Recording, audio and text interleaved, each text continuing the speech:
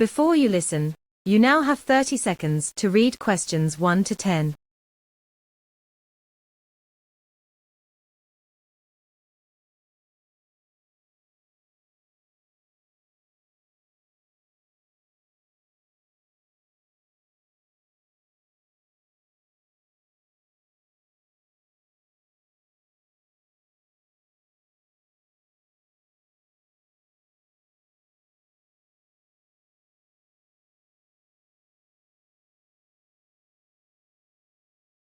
Good morning. Community Center class registrations. My name is David. How can I help you today? Oh, hello David. My name is Clara, and I'd like to enroll in the woodworking course for beginners. Excellent choice. Clara, let me look at the schedule for you. We have 2 cohorts starting next month. The first one starts on the 5th of October, but I'm afraid that one is already fully booked. The next available start date is the 12th of October. Oh, that's perfect. The 12th of October works much better for me anyway. Great. And just so you know, classes for this beginner course are held on Wednesdays. The advanced class is on Thursdays, but Wednesdays are reserved for our newcomers. Wednesday suits me nicely because I'm off work that day. Fantastic. Let's get your details down. Can you give me your full name, please? Yes, it's Clara Hendry. How do you spell your last name, Clara? Is it Hendry? Yes, that's correct. Hendry. Got it. And your home address? I live at number 14, Priory Street. Could you spell Priory for me, please? Sure, it's Priory. Thank you. And do you have an email address where I can send your registration confirmation? Yes, it's hendry7@mail.com. Okay, let me repeat that back. hendry7@mail.com. Is that right? Yes, that's it. Excellent. Can I also take a contact telephone number? Of course. My mobile is 07700 900 Let me just verify that. 07700 900 That's the one. Great. Out of curiosity, how did you hear about our woodworking class? Did you see our website advertisement? Well, I actually searched online first but didn't see anything. But then, when I was at the library, I saw a flyer on the notice board and decided to call. Ah, lovely. We try to put physical flyers in public places. Now, regarding payment, we accept bank transfers, credit cards, or PayPal. How would you like to pay? I think I'll use my credit card. It's much faster than setting up a bank transfer. Perfectly fine. Now, let's talk about the fees. The standard price for the term is £90, but because you are registering early, you get a 10% discount. That brings the total price down to £81. £81? That's a great deal, thank you. You're welcome. Just one last thing. We provide all the timber and tools for the projects, but for safety reasons, we ask all students to bring their own goggles to protect their eyes. Goggles, okay, I'll make sure to buy a pair and bring them along. Thanks for letting me know. No problem. I'll take your card payment details now. That is the end of part 1. You now have 30 seconds to check your answers.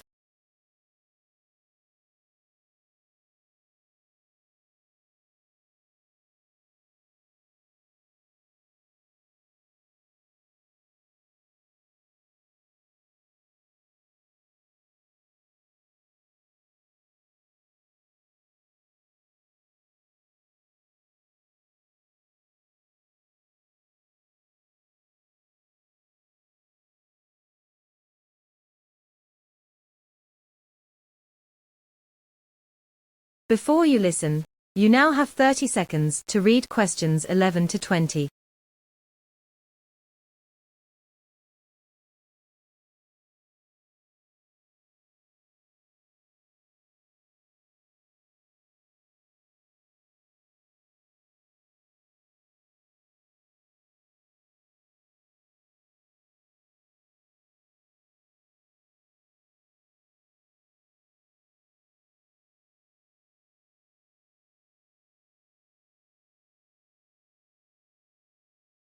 Good morning, everyone. My name is Helen, and I'm the volunteer coordinator here at the City Museum. It's wonderful to see so many of you interested in joining our team. Today, I'll give you a brief overview of our volunteering scheme and the various roles available. Let's start with a bit of background. The museum's new wing, which opened last year, was built specifically to display a unique private collection of local historical artifacts donated by the Sterling family, though many visitors mistakenly think it was created for interactive science exhibits or visiting art galleries. It's a marvelous space, and we are very proud of it. If you decide to join our education department, you might think you'll be leading school tours or designing worksheets.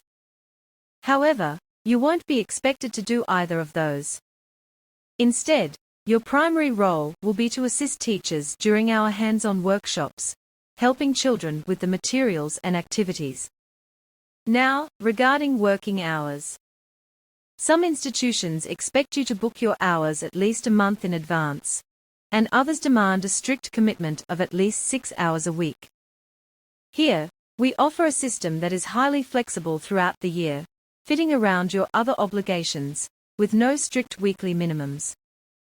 As for requirements, while some of our public-facing roles require a background check by the local police, and while we certainly appreciate any prior experience you may have in a gallery, the only absolute requirement for all new volunteers, regardless of their role, is to attend an initial orientation session.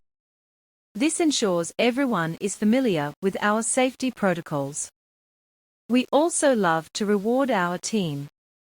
After 3 months of service, you'll receive free entry to all our special exhibitions, and after 6 months, we'll send you complimentary copies of the museum journal.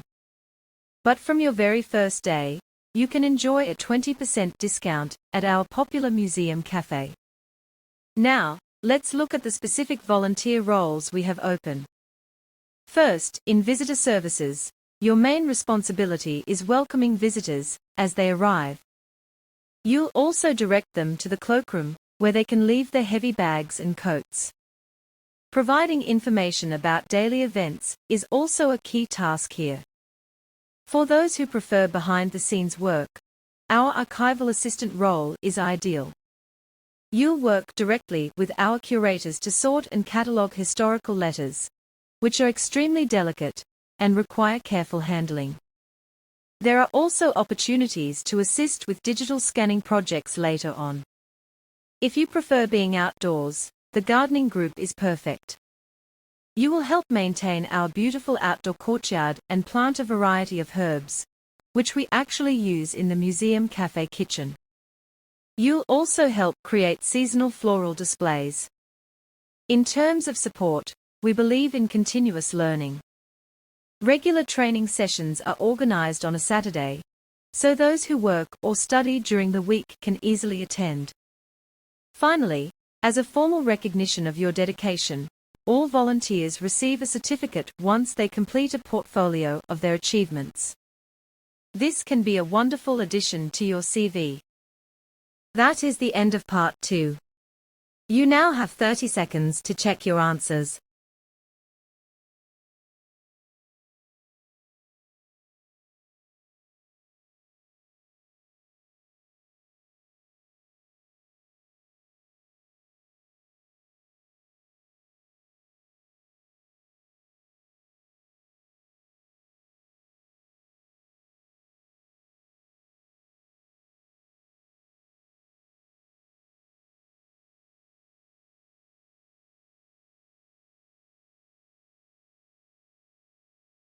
Before you listen, you now have 30 seconds to read questions 21 to 30.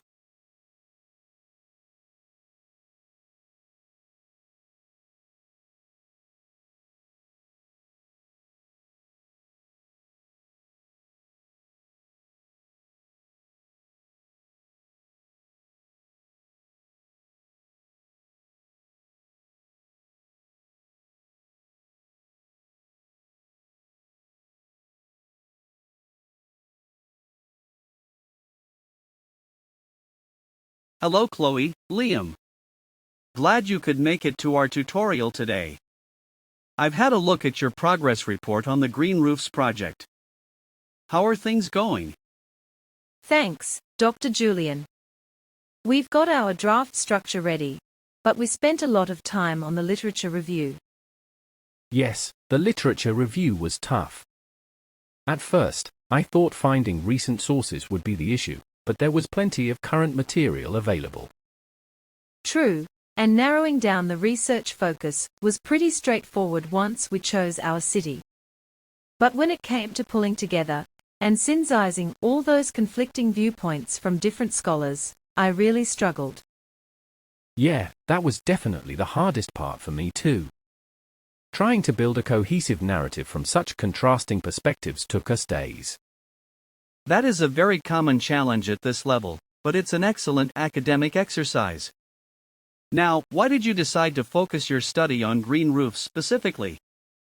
Well, we originally read about them in our course textbook, but we chose them because our city council just launched a new green roof initiative last month, and we wanted to investigate how local residents feel about it. Excellent. Examining a local environmental initiative makes your research incredibly relevant. And what did you discover from your resident surveys? We surveyed residents in buildings with green roofs. I expected them to worry about structural safety, with all that soil and water on the roof. But they didn't care about that at all. What really surprised me was how much they actually knew about the energy savings. They were fully aware of how it reduced their cooling bills. Yes, the level of awareness was much higher than we predicted. That's a significant finding. Now, looking at your data analysis, your charts are very detailed, but they're a bit overwhelming. I highly recommend simplifying the visual representation of your results. This will make it much easier for the reader to grasp the key trends quickly. You don't need to show every single data point. That makes sense. We'll streamline the graphics for the final draft. Good. Before you start writing the chapters, what are your next immediate tasks? Well, I need to draft the methodology section today. And Liam, you were going to write a polite thank you email to the building managers who helped us with the survey, right? That's right. I'll email the participants this afternoon. After that, we can both work on formatting the bibliography. Perfect. Let's talk about the division of labor for the project report itself. Who is taking the lead on the introduction? I think Liam should do that, since he wrote the original project proposal and already has the background text ready. Happy to do that. What about the case study description? I can handle that part, as I did most of the field observations and took the photos. Great. For the results and analysis, since we both spent days processing the survey numbers, I think we really need to write that chapter together. I agree. We must collaborate on that section to ensure the data is explained clearly. And the discussion and implications. I can write that section. I've already compiled some notes on how our findings relate to global trends in urban planning. Perfect. That leaves the conclusion and recommendations. I'll take that one, since I have some ideas about policy recommendations for the Council. Sounds like a solid plan. Thanks, Dr. Julian. Excellent. Keep up the good work. That is the end of part 3. You now have 30 seconds to check your answers.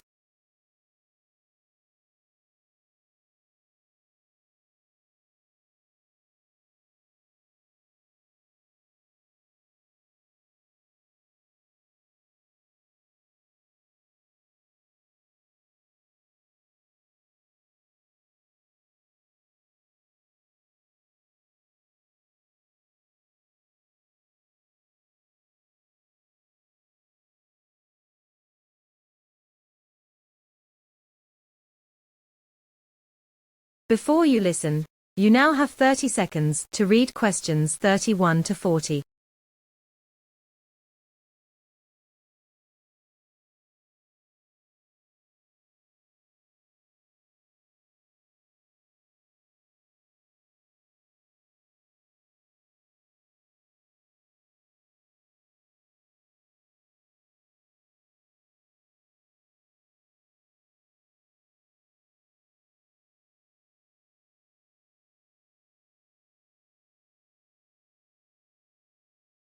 Good morning, everyone. My name is Professor Allen, and today we will be looking at the history and technology of deep-sea exploration vehicles, specifically submersibles. For centuries, the deep ocean was entirely out of human reach due to extreme pressure and freezing temperatures. However, the 20th century saw rapid technological leaps. In 1930, two American inventors, William Beebe and Otis Barton, designed the first deep-sea exploration chamber, which they named the bathysphere. Looking at its construction, it was essentially a hollow sphere made of heavy cast steel. This shape was chosen because a sphere distributes pressure evenly across its surface. Although the bathysphere was a breakthrough, its primary drawback was that it had no self-propulsion. It was simply lowered on a cable from a surface ship. This complete lack of mobility meant it could only observe a static point. The breakthrough in mobility came with the development of the bathyscaphe triste. In 1960, the triste made history by descending to the absolute deepest known point on Earth, the bottom of the Mariana Trench. Since those early days, technology has evolved rapidly. Instead of relying on gasoline for buoyancy, which the triste used, modern submersibles use syntactic foam. This specialized material is packed with millions of microscopic, hollow glass bubbles, which provide both immense structural strength and excellent flotation. Furthermore, the heavy steel hulls of the past have been largely superseded. Today, engineers prefer to construct pressure hulls from titanium, which is not only incredibly strong under immense pressure, but also remarkably lightweight, making transportation and deployment much easier. In recent decades, we have seen a shift towards robotic exploration. Remotely operated vehicles, or ROVs, are tethered to surface ships and controlled by pilots on deck. Since they are completely unmanned, they eliminate the need for complex, heavy life support systems, allowing more space for advanced scientific instruments. These technological leaps have led to astounding scientific discoveries. In 1977, researchers diving in the submersible Alvin discovered hydrothermal vents on the ocean floor. Here, they found thriving ecosystems living in complete darkness, proving that life could survive and flourish without any sunlight whatsoever. Instead of relying on photosynthesis, which is impossible in the pitch-black abyss, the bacteria at the base of this food chain use a process known as chemosynthesis to convert toxic chemicals into biological energy. Furthermore, the unique biological compounds harvested from these extreme organisms are currently driving breakthroughs in medicine, as researchers search for new antibiotics and treatments. Looking ahead, the next frontier in oceanography is the deployment of coordinated fleets of autonomous underwater vehicles, or AUVs. These robotic swarms will work together to monitor changes in ocean currents over vast areas and long periods, helping us better understand global climate change. That is the end of the listening test. You now have 30 seconds to check your answers.